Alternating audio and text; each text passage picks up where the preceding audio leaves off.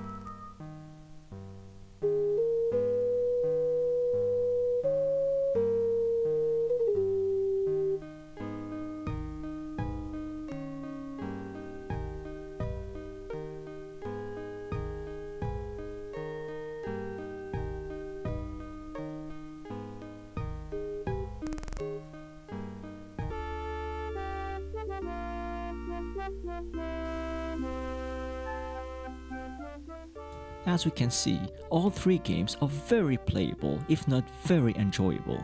It is very impressive that a single computer can handle games from these different eras. This capability is made possible by the Pentium MMX CPU.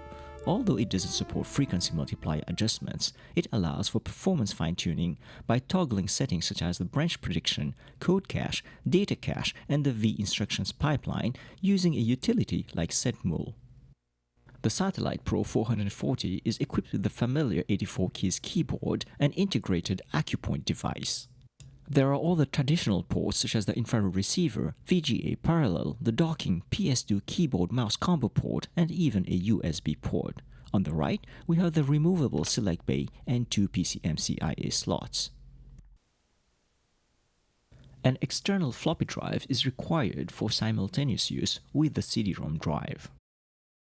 At the front, there's a physical volume knob, a standard 3.5mm headphone and input jacks, allowing you to merge an external sound source such as a MIDI module without a separate mixer. Even though the hard drive bay utilizes a disk cage, it's possible to connect a drive without it, since it connects directly to a standard 44-pin IDE connector. While the official specs indicate a maximum of 2 GB, it successfully detects mechanical or compact flash drives of up to 8 GB.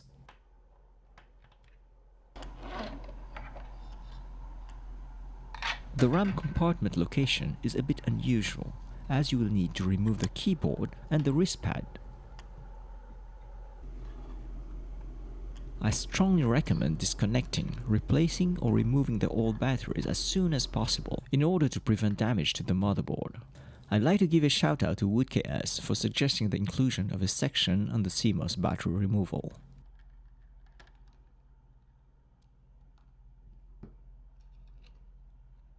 Memory can be upgraded to 144 MB by adding a 128 EDORAM module in addition to the onboard memory.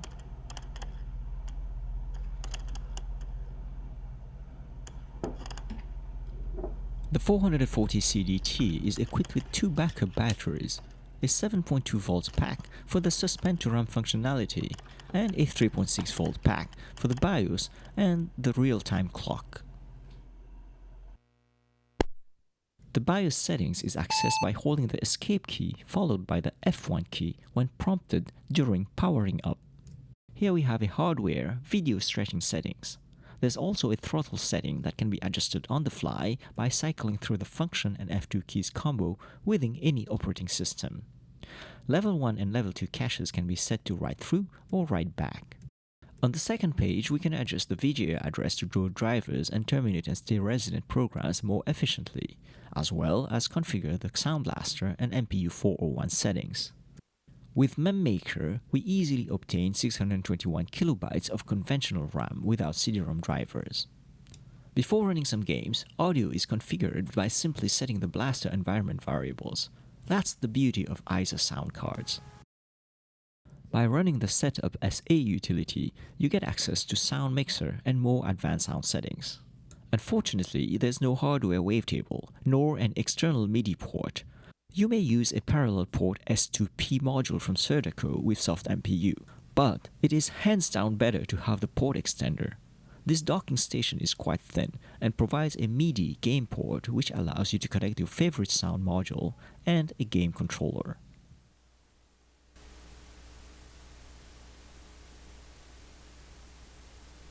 Connecting a MIDI module and a joystick is a breeze. Just plug, configure, and play. I can't emphasize enough how much more enjoyable it is with a game controller, especially for titles that benefit from analog inputs or action games with a gamepad. When combined with the MIDI sound module, this laptop becomes a formidable DOS gaming system.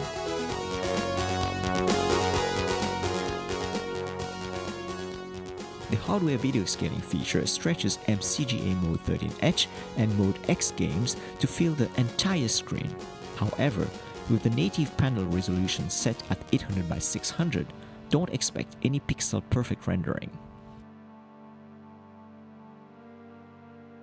For 3D games, the 133 MHz CPU hits its limits quickly. In Quake, for example, stuttering becomes quite noticeable at anything higher than 320 by 240, and write combining is not supported in order to improve performance. Let's now do some benchmarks. What makes Toshiba laptops special is they allow setting CPU's P states via the BIOS or via the function and F2 shortcut keys. Performance can be tuned in a more granular fashion, which is so important for CPU-sensitive games. And by using setmol with the various flag combinations, this laptop can cover an impressive range of CPU performances and DOS gaming eras, from 286 pre-1985 up to 1997. While the 440 CDT lacks the power for Windows 98 DirectX games, with these operating systems, file transfers can be done easily thanks to its USB port. Or you can also use a Wi-Fi PCMCIA card. I'd like to give a shout out to one of the viewers, Sideburn, for this suggestion.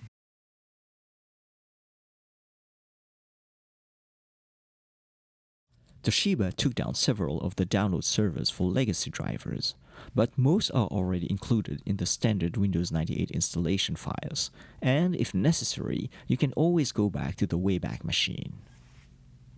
In conclusion, the 440 CDT is a highly capable DOS gaming platform with a great CPU that can easily handle almost all titles up to 1996. However, it lacks a hardware wavetable and a MIDI game port and some top-end performance. If you manage to get the docking station, it becomes a serious contender for the ultimate MS-DOS laptop title. I'm giving it a score of 3.9 and a score of 4 with the docking station. Thanks for watching, and if you enjoy my videos and this channel, please show your support by hitting the like button and subscribe. See you soon.